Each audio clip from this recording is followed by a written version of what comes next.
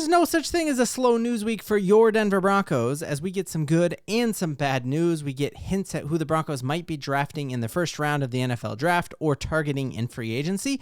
And the AFC West just got a ton spicier. And speaking of the AFC, before we dive in, let me know in the comments, who do you think will win this week against the Kansas City Chiefs and the Buffalo Bills? Not who do you want. We are all riding with Buffalo this week. Please do not let Patrick Mahomes in a Super Bowl for the third year in a row.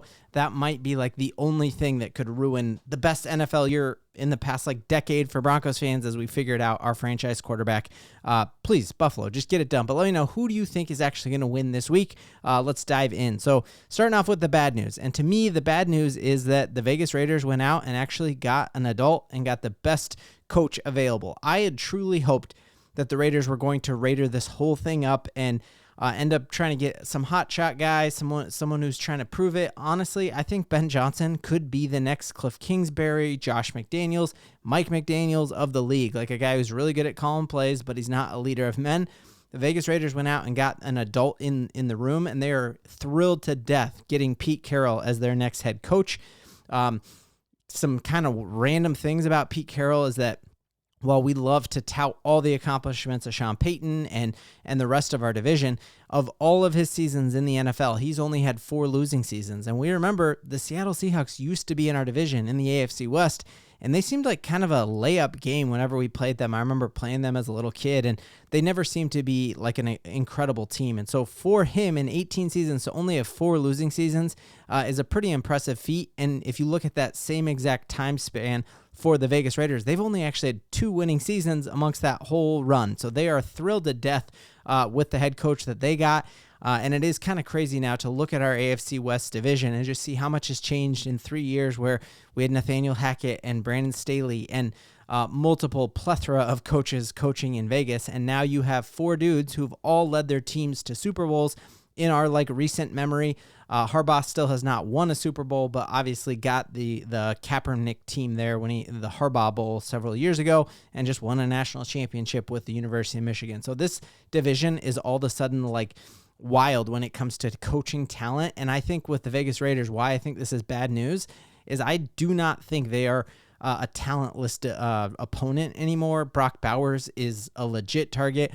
That defense before it got hurt, and part of the reason they had so many injuries was just a poorly run organization with their defensive tackle Wilkinson getting injured after celebrating a sack against Bo Nix. And you just see that the train fell off the tracks, but there is a lot of talent there. It was just 2 years ago with this same squad of dudes that the Vegas Raiders actually were ahead of us in the division. So I think having an adult in the room, this team could all of a sudden be someone you're not penciling in as a win. And I think we're going to have some highly contested divisional games now against the Vegas Raiders. A lot depends on what they do in this offseason, what Pete Carroll wants to do at that quarterback position. And that's going to be really interesting. And something Zach Bye pointed out, how wild would this be? Vegas Raiders now have Tom Brady as their owner, and there's no quarterback we hated more for a long time than Tom Brady. Because once the sheriff came to town, I think we all can't stand Tom Brady. We know Pete Carroll ripped our hearts out when he beat us in that Super Bowl, so we can't stand him.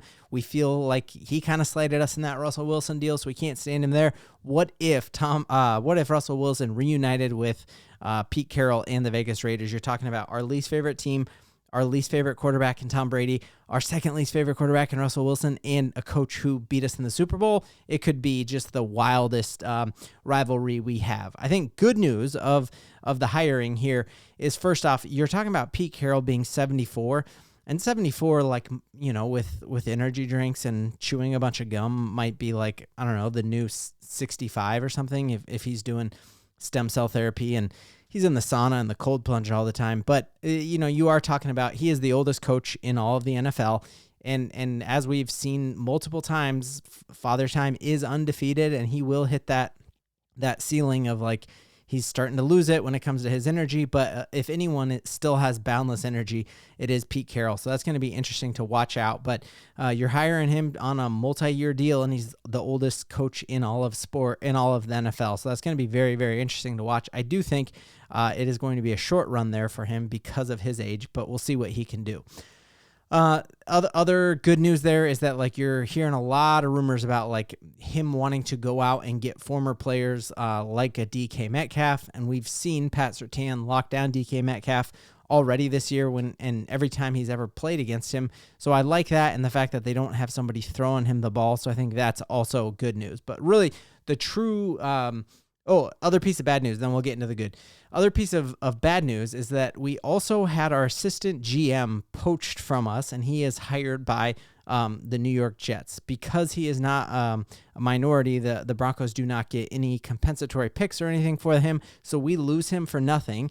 And he spent this entire year supposedly scouting for our draft picks and informing our front office on like who we should draft. And so that kind of scares you of like, man, does intel and the fact that he was with George Payton in all those pre-draft meetings and watching film, the fact that he was working with David Shaw and scouting the league, is he going to be able to like use things that he learned on our dime with the New York Jets? That kind of stinks.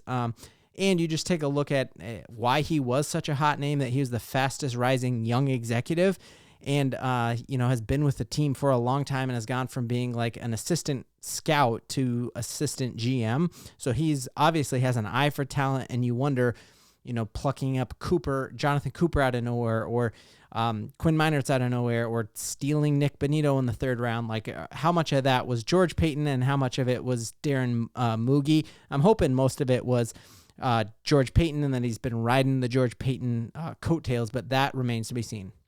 So let's get into the good news. The good news of all these things that happened today, I think the first piece of good news is that Moogie being tied into the Broncos and our talent here, one of the things that would really help us is we could get compensatory draft picks if some of our free agents go and sign somewhere else, and the cap hit falls in a way where if they sign a big deal on another team and we lose more money than we bring in through free agency, we'll end up getting a third-round draft pick. So if either Jarrett Stidham or Zach Wilson get big mega deals, we'll be looking at a free draft pick essentially for that. And so knowing that it's probably Aaron Rodgers is going to have run his course with the New York Jets, it would be kind of a cool thing if either Zach Wilson returned to New York Jets or Jarrett Stidham went there and they got big deals, because that would give us a draft pick. The good news about Pete Carroll signing with the Vegas Raiders is that means that Vance Joseph is safe. And I know there are a lot of people, because of how this season ended, who wanted Vance Joseph out of here, and maybe were excited about the fact that we could have gotten 2 compensatory third-round draft picks for him. But we heard all offseason long, which is why we predicted this defense was going to be fantastic this year. We heard Zach Allen, we heard Pat Surtain, we heard Baron Browning before he got traded, say that year 2 in Vance Joseph's system is fantastic because they know it, they're going to implement it, and you're going to see them move with speed, and they know exactly what to do. And when we came out and made a video on that, everyone was like, everyone says that. Like everyone says in year 2, they're going to know what they're doing. Well, it proved true. And so I think having Vance Joseph in the building for another year is nothing but a good thing. It adds a chip to his shoulder of like, oh, you didn't think I was... I didn't deserve being assistant coach of the year. You didn't think I deserved a head coaching job. I'll show you. And so you'll have a more fired up Vance Joseph going into year 3, knowing that we have a ton more picks. We've got top 10 cap space. I think it's a great thing that we are keeping Vance Joseph. So let me know in the comments, how do you feel about losing Moogie? How do you feel about the Raiders hiring of Pete Carroll? How do you feel about Vance Joseph being in the building for another year? And who are you picking this week? Chiefs against the Bills. Broncos Country, we got a ton to believe in.